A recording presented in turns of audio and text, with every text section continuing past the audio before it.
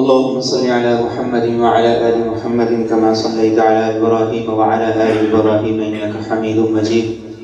اللهم بارك على محمد وعلى آل محمد كما باركت على إبراهيم وعلى آل إبراهيم إنك حميد مجيد. قال الله تبارك وتعالى في القرآن المجيد والفرقان الحميد: أعوذ بالله من الشيطان الرجيم. بسم الله الرحمن الرحيم. إنما يريد الله ليذهب عنكم الرجس أهل البيت ويطهركم تطهيرا. وقال النبي صلى الله تعالى عليه وسلم: القرآن مع علي وعلي مع القرآن لن يفترقا حتى يردا علي الحوض، أو كما قال عليه الصلاة والسلام. اللهم صل على سيدنا ومولانا محمد وعلى آل سيدنا ومولانا محمد وبارك وسلم وصل عليه. اللهم صل على سيدنا وسيد ساداتنا وسيد عاداتنا وحبيبنا وحبيب ربنا وصمدنا وأجملنا وأكملنا وأحسننا وأرفقنا وأعلانا وأولانا وأزكانا وأتقانا محمد صلى الله عليه وعلى آله وأهله وذرياته وصحابته ومن تبعهم بإحسان إلى الدين. رسول کریم صلی اللہ علیہ وسلم کے تمام صحابہ اپنی شان، مقام اور مرتبے کے اعتبار سے امت میں وہ حیثیت رکھتے ہیں کہ کوئی کتنا ہی عبادت گزار کیوں نہ ہو، ولایت کے کتنے اعلیٰ مقام پہ کیوں نہ ہو، اور وہ کیسا ہی عبادت گزار، تہجد گزار کیوں نہ ہو، کسی ایک صحابی کی شان کو نہیں پہنچ سکتا ہے. لیکن ان صحابہ کرام رضوان اللہ علیہم اجمعین کی شان اور مقام اور مرتبے میں بھی مراتب ہیں، درجات ہیں. ان میں 10 وہ ہیں جنہیں عشرہ مبشرہ کہا جاتا ہے. رسول کریم صلی اللہ علیہ وسلم نے ایک ہی موقع پر ان 10 صحابہ کو نام لے لے کر جنت کی خوشخبری سنائی. اور پھر ان 10 میں 4 وہ ہیں جو خلفائے راشدین ہیں، جو قرآن کی آیت کا مصداق ہیں: لَيَسْتَخْلِفَنَّهُمْ فِي الْأَرْضِ كَمَا اسْتَخْلَفَ الَّذِينَ مِنْ قَبْلِهِمْ. جیسے پہلے اللہ نے خلافت عطا کی، ایسے ان کو بھی خلافت عطا کریں گے. اور وہ 4 صحابہ کرام ابو بکر، عمر، عثمان، علی رضی اللہ تعالیٰ عنہ ہیں. اور پھر ان 4 صحابہ میں 2 صحابہ وہ ہیں جنہوں نے اپنی بیٹیاں رسول کریم صلی اللہ علیہ وسلم کے نکاح میں، اور 2 وہ ہیں جن کے نکاح میں رسول کریم صلی اللہ علیہ وسلم کی بیٹی تھی. اور پھر ایک ان میں سے وہ ہیں جن کا رسول کریم صلی اللہ علیہ وسلم سے ایک خاص رشتہ اور گہرا تعلق بھی تھا. وہ تھے علی المرتضیٰ رضی اللہ تعالیٰ عنہ. آپ رضی اللہ تعالیٰ عنہ رسول کریم صلی اللہ علیہ وسلم کے داماد بھی تھے، آپ چچا زاد بھی تھے، آپ رسول کریم صلی اللہ علیہ وسلم کے تربیت یافتہ بھی تھے. اور آپ کو جو مقام، مرتبہ اور خصوصیت حاصل ہے وہ صحابہ میں سے بہت کم لوگوں کو حاصل ہے. اس لیے کہ آپ رضی اللہ تعالیٰ عنہ وہ ہیں جنہوں نے رسول کریم صلی اللہ علیہ وسلم سے بہت زیادہ فیض بھی پایا اور بڑی تربیت بھی پائی. 13 رجب جمعے کے دن رسول کریم صلی اللہ علیہ وسلم کے اعلان نبوت سے 10 سال پہلے اور واقع فیل کے 30 سال بعد خانہ کعبہ کے اندر حضرت علی المرتضیٰ رضی اللہ تعالیٰ عنہ کی ولادت ہوئی.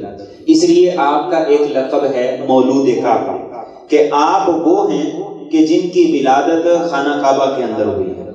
اور آپ رضی اللہ تعالیٰ عنہ کی یہ شان ہے، مقام ہے کہ ولادت کے بعد حضرت علی المرتضیٰ رضی اللہ تعالیٰ عنہ نے سب سے پہلے جس ہستی کا چہرہ دیکھا وہ امام الاولین والآخرین، سید المرسلین، جناب نبی کریم صلی اللہ تعالیٰ علیہ وآلہ وسلم تھے.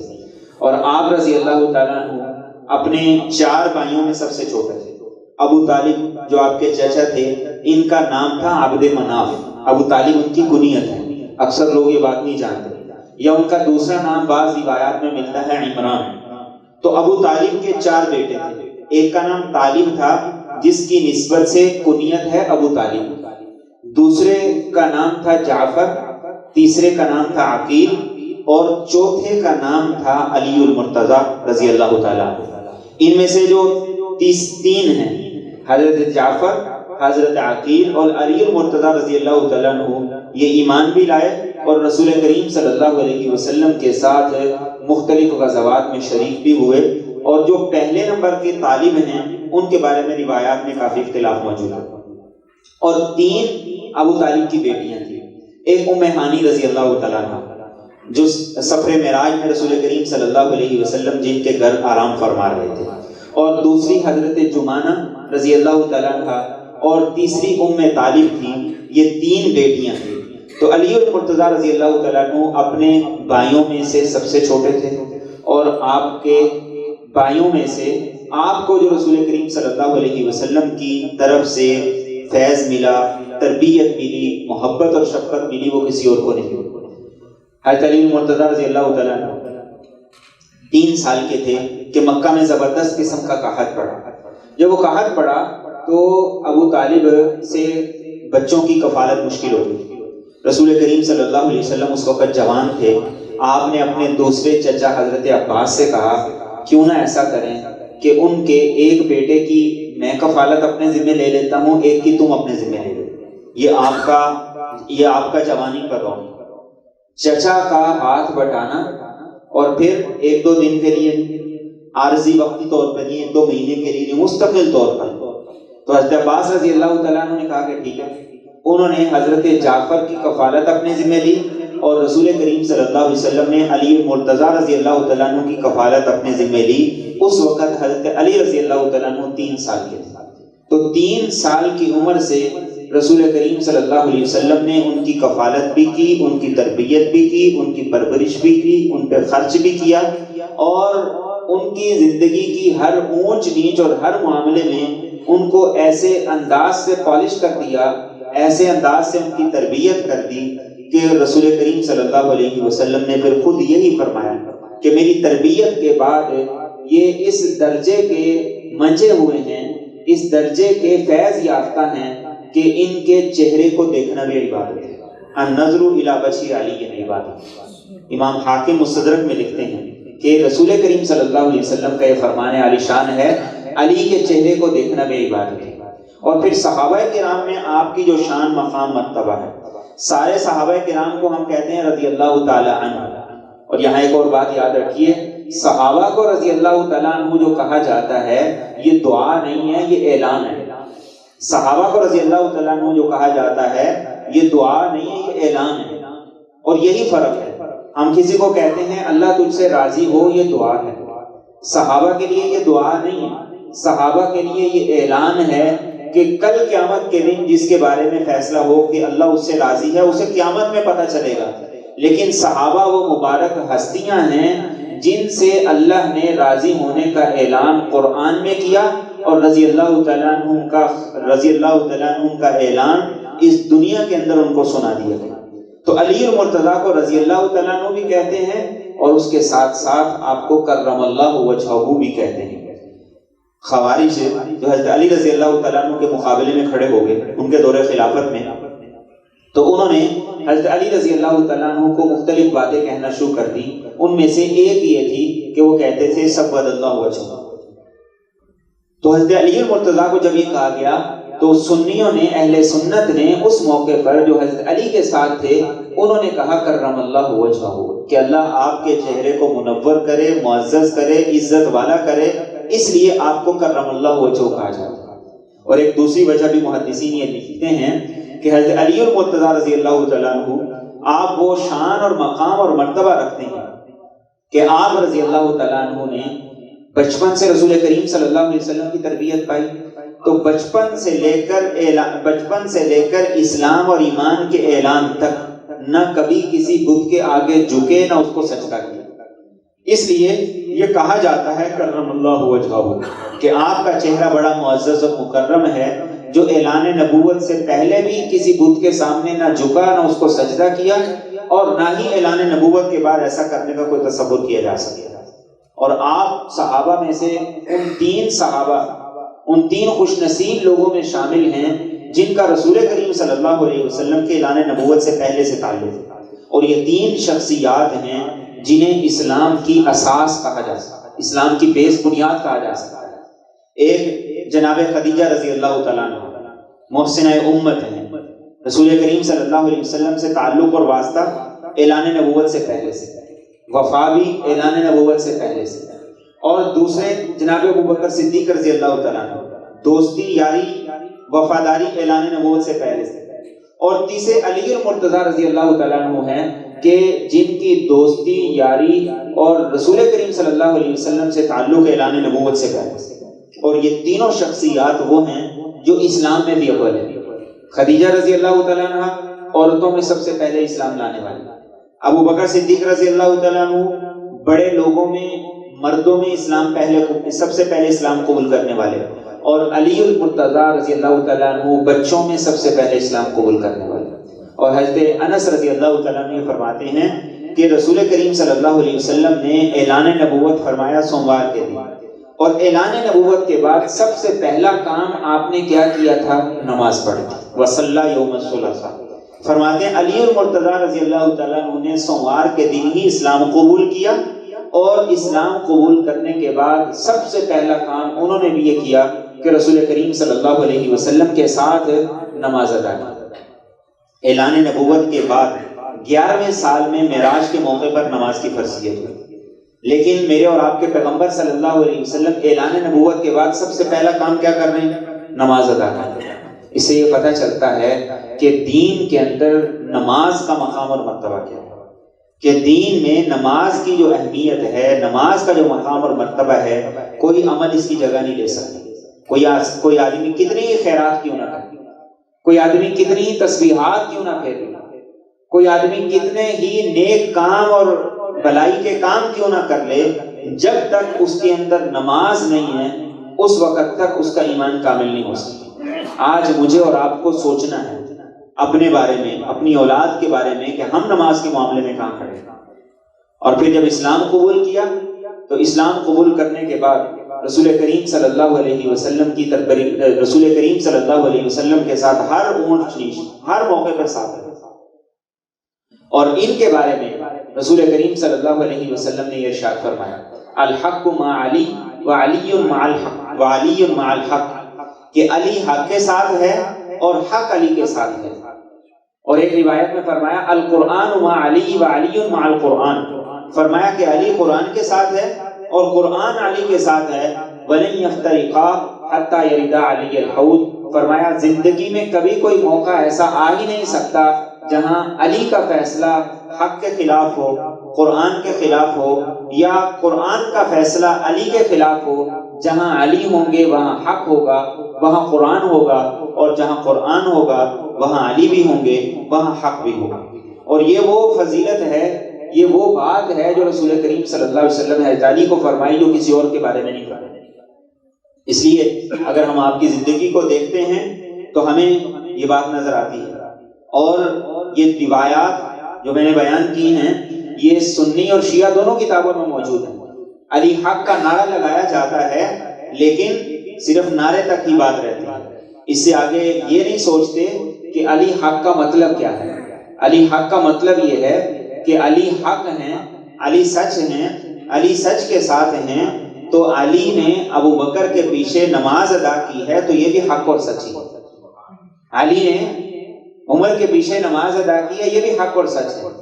اور علی قرآن کے ساتھ ہیں تو علی ابو بکر کی خلافت کو تسلیم کرتے ہیں، عمر کی خلافت کو تسلیم کرتے ہیں، عثمان کی خلافت کو تسلیم کرتے ہیں، اور ان تینوں صحابہ کے ادوار میں چیف جسٹس کے طور پر اپنی ذمہ داریاں ادا کرتے ہیں، تو یہ قرآن ہی کے فیصلے کو تسلیم کر رہے ہیں، اور یہ حق کے ساتھ ہیں، اور یہ حق ہی کا فیصلہ ہے۔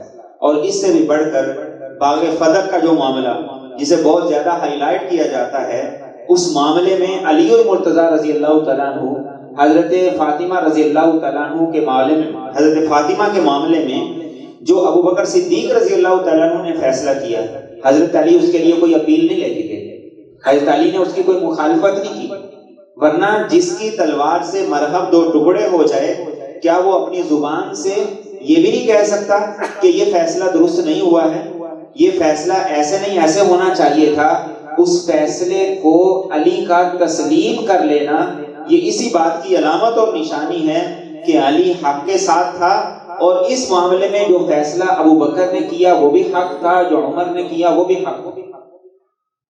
اور یہ فیصلہ آپ نے صرف ان تین صحابہ کے سامنے نہیں تسلیم کیا، بلکہ اس کے بعد جب آپ رضی اللہ تعالیٰ عنہ کا دور خلافت آیا تو آپ باغ فتح واپس لے سکتے تھے یا نہیں لے سکتے تھے؟ آپ لے سکتے تھے، لیکن آپ نے پھر بھی واپس نہیں لیا۔ یہ اس بات کی علامت اور نشانی ہے کہ جو فیصلہ ابو بکر اور عمر کا ہے وہ قرآن کے مطابق ہے، اور علی نے اسے تسلیم کر کے یہ بتا دیا کہ علی حق ہے، علی کا فیصلہ حق ہے، اور علی قرآن کے ساتھ ہے اور قرآن علی کے ساتھ ہے۔ اور پھر کیسے قرآن کے ساتھ تھے؟ آپ کو صحابہ میں سے یہ شرف اور یہ مقام حاصل ہے کہ پورا قرآن کریم رسول کریم صلی اللہ علیہ وسلم سے سن کے یاد بھی کیا، اور پورا قرآن کریم رسول کریم صلی اللہ علیہ وسلم کو سنایا بھی ہے۔ یہ اعزاز، یہ مقام امام المتقین مولا علی رضی اللہ تعالیٰ عنہ کو۔ اور حضرت عبداللہ بن مسعود رضی اللہ تعالیٰ عنہ فرمایا کرتے تھے کہ علی وہ ہیں جن کے پاس قرآن کے ظاہر کا علم بھی ہے، قرآن کے باطن کا علم بھی ہے۔ اور قرآن کے باطن کا علم ماتم نہیں ہے، قرآن کے باطن کا علم یہ نشہ اور یہ بوٹیاں پینا نہیں ہے۔ قرآن کے باطن کا علم یہ صحابہ کرام پہ تبرہ بازی نہیں ہے۔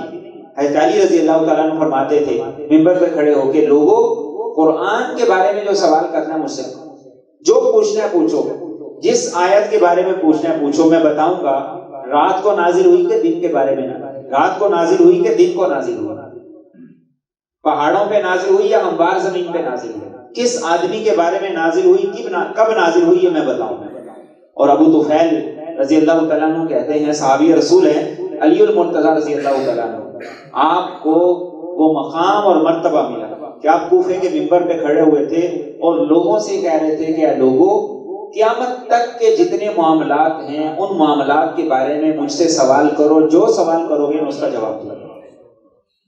وہ فرمایا کرتے تھے کہ یہ دعویٰ اور اتنا بڑا دعویٰ صحابہ میں سے صرف حضرت علی رضی اللہ تعالیٰ عنہ کر سکتے ہیں، اور ان کو کرنے کا حق بھی تھا، اس لیے کہ خود رسول کریم صلی اللہ علیہ وسلم نے فرمایا، انا مدینۃ العلم وعلی بابها، میں علم کا شہر ہوں اور علی اس کا دروازہ ہے۔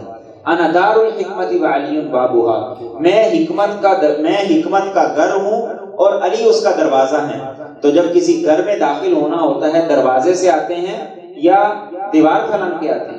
جسے علم چاہیے تو اسے علی کی زندگی کو پڑھنا ہوگا، جسے حکمت اور دانائی چاہیے اسے علی اور مرتضیٰ کی زندگی کو پڑھنا ہوگا۔ اور آپ خود فرمایا کرتے تھے، رسول کریم صلی اللہ علیہ وسلم نے مجھے علم کے 1000 باب سکھائے ہیں، اور پھر میں نے اپنی سوچ، فہم اور بصیرت سے ان میں سے مزید 1000 کا اخراج کیا ہے، استنباط کیا ہے۔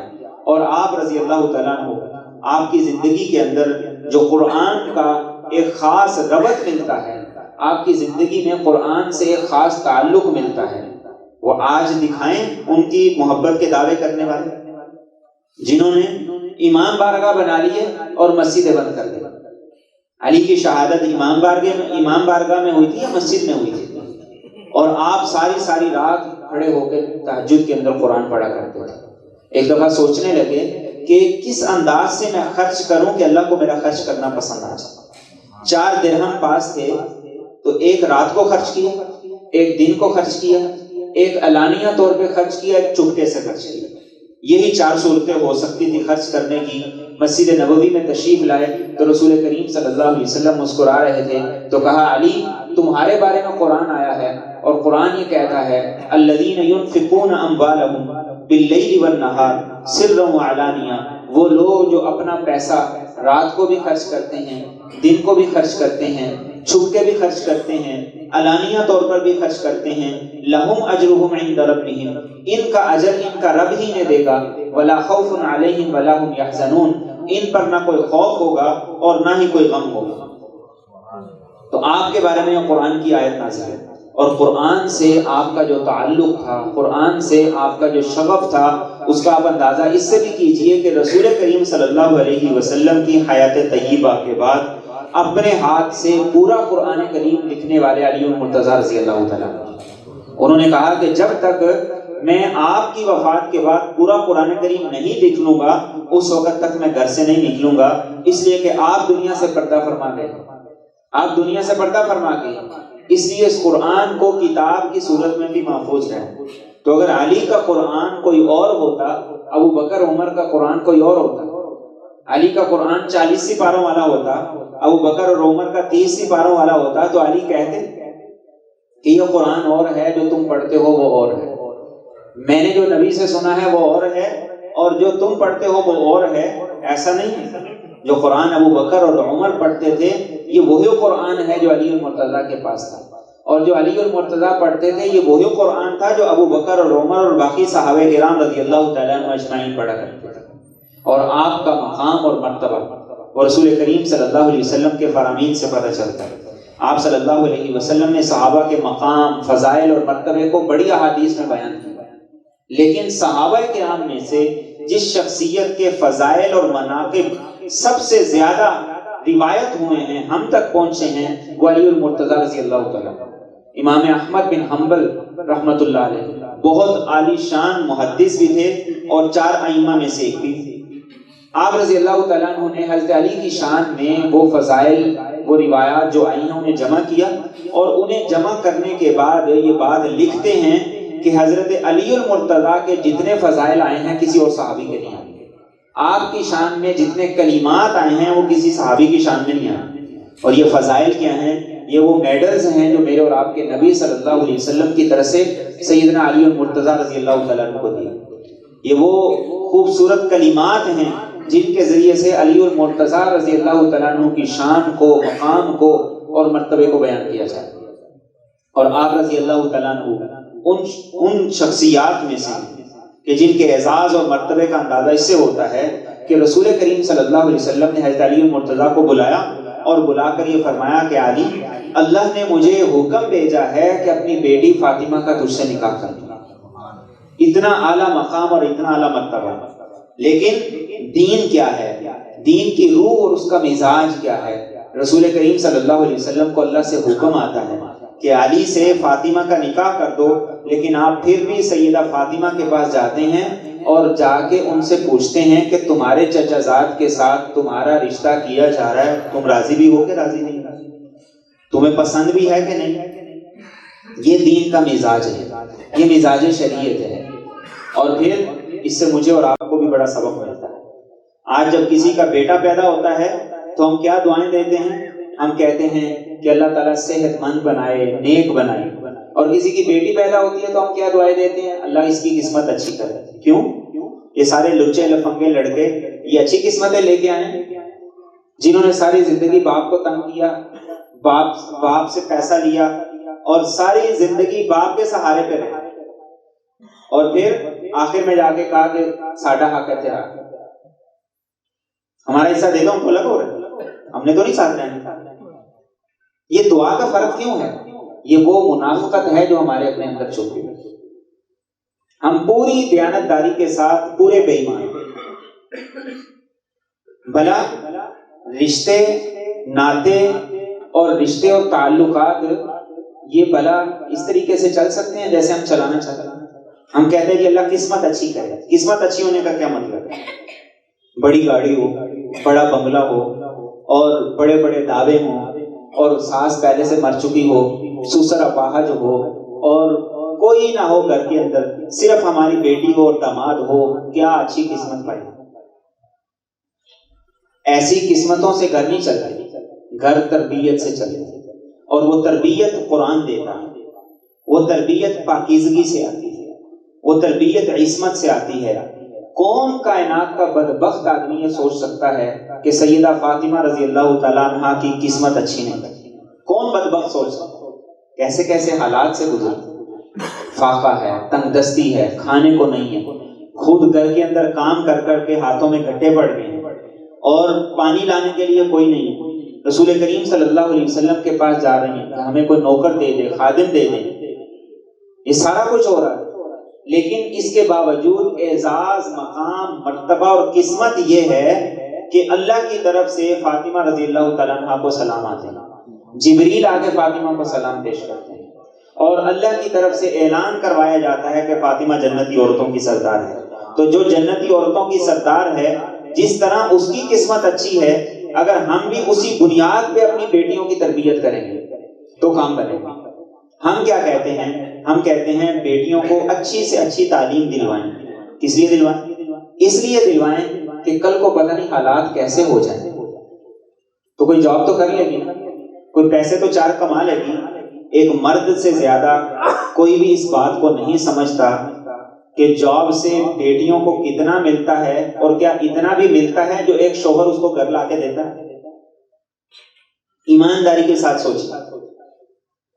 اور پھر بیٹیوں کو اعلیٰ تعلیم دلوانا یہ بری بات نہیں، دلوائیں، شوق سے دلوائیں، لیکن اس کے ساتھ اپنی نیت تو ٹھیک رکھیں۔ ہم کیا نعوذ باللہ پہلے سے اللہ سے یہ مانگ رہے ہیں کہ ہماری بیٹی پہ حالات آ جائیں تو یہ کر لے گی، تیر جائے گی؟ کبھی بھی نہیں تیرے گی۔ جیسا ہمارا معاشرہ ہے، جیسا ہمارا کلچر ہے، یہاں سارا دن جاب کروا کے 13,000 12,000 روپے تنخواہ ملتی، اور ہم کہتے ہیں کہ وہ تیر جائے گی۔ ایسے ہی ہے جیسے کسی بیٹے کو پسٹل دے دیا کہ جہاں تمہیں کوئی روکے تو ٹھوک دے۔ تو بیٹیوں کو اس سوچ سے تعلیم دلوانا پڑا۔ اور ہم اچھی قسمت کیسے کرنا چاہتے ہیں؟ ہم اچھی قسمت کرنا چاہتے ہیں دوسرے کا منہ پیسے سے بند کر، اور جس پیسے سے ہم دوسرے کا منہ بند کر رہے ہوتے ہیں وہ بند نہیں ہوتا، وہ کھل جائے، اس کے اندر اور زیادہ لالچ آتا ہے۔ اور آج ہم میں سے ہر آدمی اپنے ماحول سے پوری طرح واقف ہے۔ نہ خوبصورتی سے رشتے چلتے ہیں، نہ مال پیسے سے چلتے ہیں، نہ بڑے مقام مرتبے سے چلتے ہیں، رشتے صرف تربیت سے چلتے ہیں، اور تربیت قرآن سے آتی ہے۔ پہلے ہمارے گھروں میں ماحول ہوا کرتا تھا، کوئی بیٹی ایسی نہیں ہوتی تھی جسے قرآن کا ترجمہ نہیں پڑھایا جاتا، کوئی بیٹی ایسی نہیں ہوتی تھی جسے قرآن نہیں پڑھایا جاتا تھا۔ آج میں دعوے سے کہتا ہوں، آپ اپنی بیٹیوں سے گھر جا کے قرآن کا ایک رکوع سن لیں، میں دیکھ کے پڑھنا نہیں آتا، یونیورسٹی لیول پہ۔ تو ہم کہتے ہیں کہ ان کی قسمت اچھی ہو جائے، وہ ہم اپنے لحاظ سے کہہ رہے تھے، اور پھر اس کے باوجود بھی ہم پھر مسائل سے نہیں نکلتے، سارا کچھ کرنے کے باوجود۔ تو قسمت اچھی کیا ہے؟ علی کو قسمت اچھی کیا ہے؟ نبی کو حکم ہے کہ فاطمہ کا نکاح علی سے کر دو۔ اچھی قسمت کیا ہے؟ فاطمہ کا نکاح علی سے کر دو۔ اور علی کون ہے؟ چچا زاد ہے۔ علی کون ہے؟ گھر کے اندر پلے بڑے ہیں۔ علی کون ہے؟ آپ کے زیر تربیت رہے ہیں، زیر پرورش رہے ہیں۔ یہاں ایک اور بات موضوع سے اگرچہ تھوڑی سی ہٹ کے ہے لیکن کہنا ضروری ہے۔ آج بہت سے لوگ کہتے ہیں، اور سائنسی تحقیقوں نے کہا ہے، سائنسی تحقیقیں بھی کہتے ہیں کہ کزن میرج نہیں ہونی چاہیے۔ اس کائنات کا سب سے خوبصورت رشتہ کزن میرج کا ہے۔ کزن میرج نہیں ہے علی اور فاطمہ، کزن میرج ہے کہ نہیں ہے؟ بول دیں تو ہم بلانا کرنا ہے ہم نے۔ کزن میرج ہے کہ نہیں ہے؟ کزن میرج ہے۔ تو آج کہتے ہیں کزن میرج کے یہ نقصان ہے، یہ نقصان ہے، یہ نقصان ہے۔ گھر کے بچے تولے ہوئے ہوتے ہیں، گھر کے بچے نظروں کے پلے ہوئے ہوتے ہیں۔ ہم گھر کے بچوں کو نظر انداز کر کے جب چوتھے محلے کے اندر جاتے ہیں تو چوتھا دن بھی نہیں آتا، سب کی اپنی حقیقت سامنے آ جاتی ہے۔ کائنات کا سب سے خوبصورت رشتہ، کائنات کا خوبصورت ترین رشتہ وہ کہاں سے کہاں بن رہا ہے، کہاں جڑ رہا ہے؟ گھر کے اندر۔ اور کس گھر کے اندر جڑ رہا ہے؟ جس گھر کے اندر علی نے پرورش و تربیت پائی ہے، اسی گھر کے اندر پرورش پائی، اسی میں تربیت پائی ہے۔ لیکن اگلی بات پھر اور کر دوں کہ جیسے ہی نکاح ہوتا ہے تو آپ حضرت علی المرتضیٰ کو الگ کر دو۔ سیدہ فاطمہ رضی اللہ تعالیٰ عنہ کا گھر مسجد نبوی میں اپنے گھر کے پیچھے بنواتے ہیں، حضرت عائشہ رضی اللہ تعالیٰ عنہ کے حجرے کے پیچھے بنواتے ہیں۔ تو آپ کا یہ مقام تھا، یہ مرتبہ تھا کہ اللہ نے حکم دیا، فاطمہ کی شان بھی ہے، علی کی شان بھی ہے۔ اور علی کا مقام اور مرتبہ کیا ہے کہ خود حضرت علی المرتضیٰ رضی اللہ تعالیٰ عنہ کے بارے میں رسول کریم صلی اللہ علیہ وسلم فرماتے ہیں کہ آدم علیہ السلام کو جو علم اللہ نے عطا کیا، وعلم آدم الاسماء كلها، آدم کو اللہ نے ہر چیز کا علم عطا کیا۔ ثم عرضهم على الملائکہ، فرشتوں سے کہا ان سے جو پوچھنا ہے پوچھو، کل کائنات سامنے، جو سوال کرنا ہے کرو۔ فرشتے سوال کرتے گئے، آدم جواب دیتے گئے۔ رسول رحمت صلی اللہ علیہ وسلم فرماتے ہیں جو آدمی آدم کی علمی شان دیکھنا چاہتا ہے تو وہ میرے صحابہ میں سے علی المرتضیٰ کو دیکھا۔ اور انبیاء کرام میں سے سب سے زیادہ فہم فراست وہ نوح علیہ السلام کی، 950 سال تک اللہ کا پیغام دنیا کو پہنچاتے رہے، لوگوں کے پیچھے بھاگتے رہے، رسول کریم صلی اللہ علیہ وسلم فرماتے ہیں جو آدمی یہ چاہتا ہے کہ نوح کی فراست اور نوح کا فہم اسے میرے صحابہ میں سے کسی میں دیکھنا ہے تو علی المرتضیٰ میں دیکھنا۔ اور ابراہیم علیہ السلام کے اخلاق کیا عالی اخلاق تھے۔ قرآن کہتا ہے 4 فرشتے انسانی صورت میں آگے، یہ نہیں پوچھا ٹھنڈا پینا ہے گرم پینا ہے لاؤں کہ نہ لاؤں، گھر گئے ہیں اور چپکے سے بچڑا بھون کے لا کے سامنے رکھ دیا اور پوچھتے ہیں لا تاکلون، کھاتے کیوں نہیں ہو؟ نبی رحمت صلی اللہ علیہ وسلم فرماتے ہیں جس نے ابراہیم جیسے اخلاق میرے صحابی میں سے کسی میں دیکھنے ہیں تو وہ علی المرتضیٰ کو دیکھتا۔ من سرہ ان ينظر الى آدم فی علمہ وإلى نوح فی فہمہ وإلى ابراہیم فی خلقہ فلینظر الى علی بن ابی طالب۔ فرمایا کہ جو آدم کی علمی شان کو دیکھنا چاہتا ہے، نوح کی فہم و فراست کو دیکھنا چاہتا ہے، ابراہیم کے اخلاق کو دیکھنا چاہتا ہے تو وہ مولا علی امام المتقین شیر خدا امیر المومنین حضرت علی المرتضیٰ رضی اللہ تعالیٰ عنہ کو دیکھیں۔ اور آپ سے محبت کی علامت اور نشانی کیا ہے؟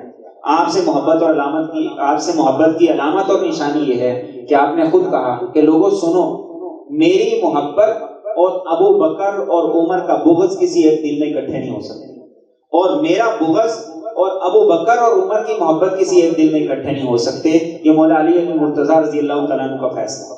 تو جو ابو بکر اور عمر کی محبت رکھے وہ علی المرتضیٰ کی محبت نہ رکھے، اور جو علی المرتضیٰ کی محبت رکھے وہ ابو بکر اور عمر کی محبت نہ رکھے تو مولا علی رضی اللہ تعالیٰ عنہ کے فیصلے کے مطابق وہ آپ سے محبت ہی نہیں کرتے۔ تو آپ صحابہ کرام سے محبت وہ علی المرتضیٰ کی نظر سے، صحابہ کرام سے محبت علی المرتضیٰ کی نظر سے۔ اور آپ صلی اللہ علیہ وسلم نے حضرت علی سے فرمایا تھا جو تجھ سے محبت کرتا ہے وہ تجھ سے نہیں کرتا، وہ مجھ سے کرتا ہے، جو تجھ سے بغض رکھتا ہے وہ تجھ سے بغض نہیں رکھتا، وہ مجھ سے بغض رکھتا ہے۔ اور جس کا چہرہ تیرے تذکرے سے کھل جائے وہ مومن ہے، جس کے چہرے پہ تیرے تذکرے سے سلوٹیں آ جائیں وہ منافق ہے۔